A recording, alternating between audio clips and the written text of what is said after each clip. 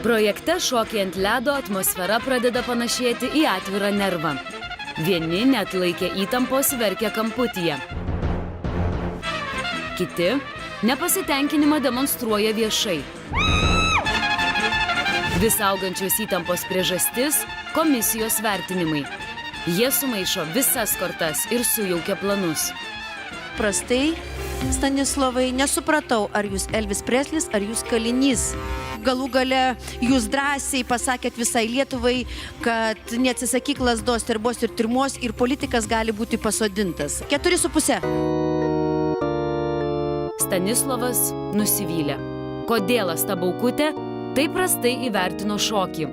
Juk jis taip stengiasi, tiek dirba, naudoja šitiek skirtingų elementų. Derėtų prisiminti ir tai, kad kai kuriuos jų sakosi pats sukūręs. Su šokdynė šokinėti, ne? Aš sugalvojau. Čia buvo mano idėja. Ir sakau, tai kaip ant ledo? Taip, ant ledo. Niekas iš trenerių, niekas, nei ir mūnį nežinojo tokio dalyko. Aš sumašiau, pamėginau, žiūrėjau, kad išeina. Ir visi sako, Jėzus, koks čia prikolas, ukrainietis pasakė, čia tai jau prikolas. O tai viskas sugalvojau, bet aš dabar manau, kad šitas elementas, šokinėjimas su šokdynė, ant ledo taps privalomų elementų dailiojo čiuožimo treniruotėse. Įeis į istoriją, į Wikipediją. Tiesa, kai kuriems abejonių Stanislovo kūrybiškumu vis dėlto kyla. Tačiau Stanislovo versija – pavydas.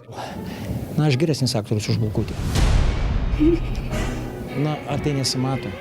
Tai akivaizdu. Pavydas, sakote, taip, ir tarp mūsų vyksta Kova. Nuo tos laidos, kai Asta Baukutė čia pradėjo teisėjauti dvikovą.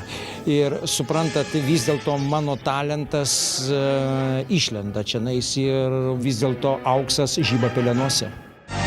Deja, kol kas kvietimų į Stanislovo Buškevičiaus spektaklį dar nesulaukė niekas.